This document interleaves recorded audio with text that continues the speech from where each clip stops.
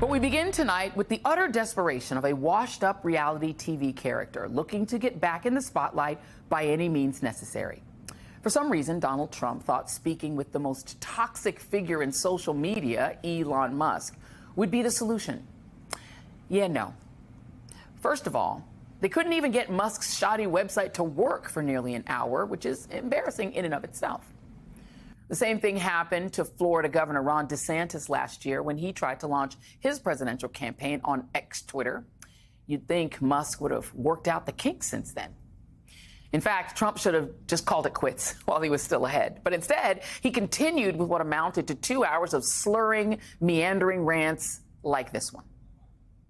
You know, in your business, everything you do is obsolete, almost, well, not the tunnels, but everything is obsolete. Even your rocket ships, they're like a month later, they're obsolete. You find a better way to. The only thing that's not obsolete is a wall and a wheel.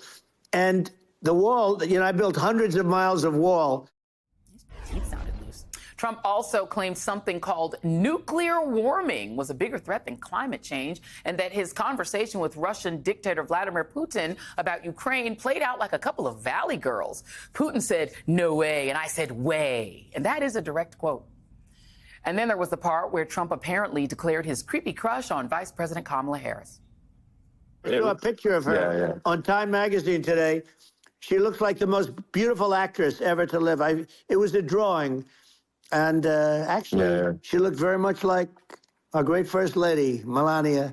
She didn't look like Camilla. That's right. But of course, she's a beautiful woman, so we'll leave it at that, right? No, seriously, that happened. And there was also Trump's praise of Musk for firing workers who were striking for better pay and working conditions. So much for fighting for the little guy.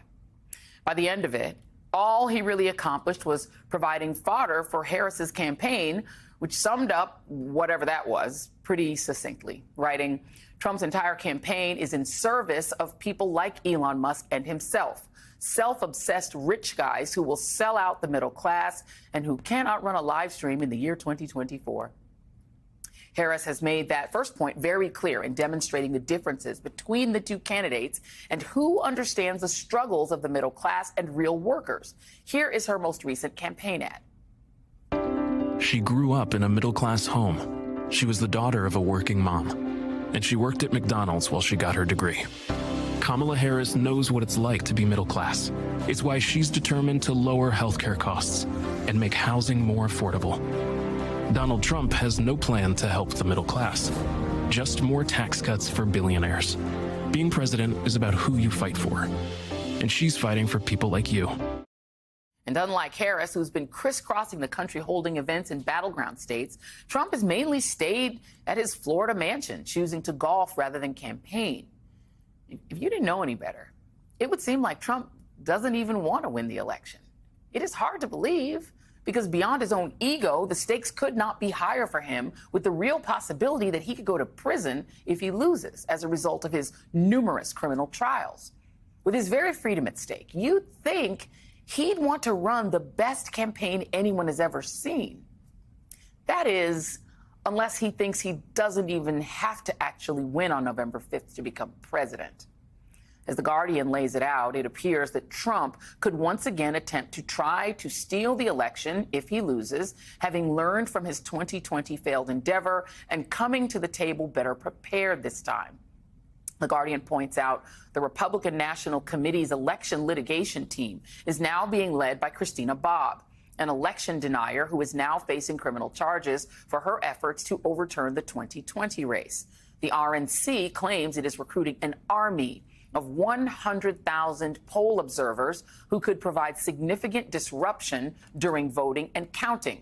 But more significantly, the idea that the 2020 election was stolen has moved from the fringes to becoming a pillar of the Republican Party. And that brings us to the biggest threat, which is that many of these MAGA cult members have been able to obtain roles as county election officials who will have a role in certifying state election results. In a new report from the watchdog group Citizens for Responsibility and Ethics in Washington, titled Election Certification Under Threat, they point out that since 2020, more than 30 county officials across the country have voted to deny or delay certifying election results in violation of law, often citing false claims of voter fraud or irregularities. Among those, officials are avowed 2020 election deniers, individuals who acted as fake presidential electors for Donald Trump, and a criminally convicted participant in the January 6th insurrection who was later removed from office.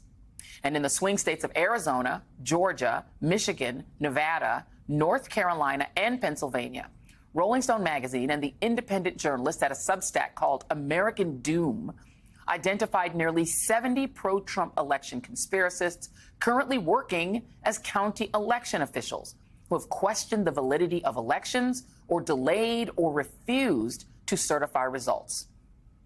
Perhaps all of this explains why Trump doesn't appear to be taking this campaign too seriously. Because when you're a spoiled rich boy who's been handed everything he's ever had in life, why work hard when you can have your henchmen just hand you the election? Joining me now is LaTosha Brown, co-founder of the Black Voters Matter Fund and founder of the Southern Black Girls and Women's Consortium. Michael Steele, former RNC chair and co-host of The Weekend on MSNBC, and Noah Bookbinder, president of CREW, Citizens for Responsibility and Ethics in Washington. I'm going to come to you first, Noah, at the table. And you know, I say all this to say that all of the metrics do look like, including the data, that Kamala Harris is currently winning this election, or at least she is in a good position to win the election. And yet, there is a very real threat that she could win, and Donald Trump and his people could prevent her from becoming president. And here's the evidence that he might think that, too. Here's Donald Trump many times saying, we don't need votes.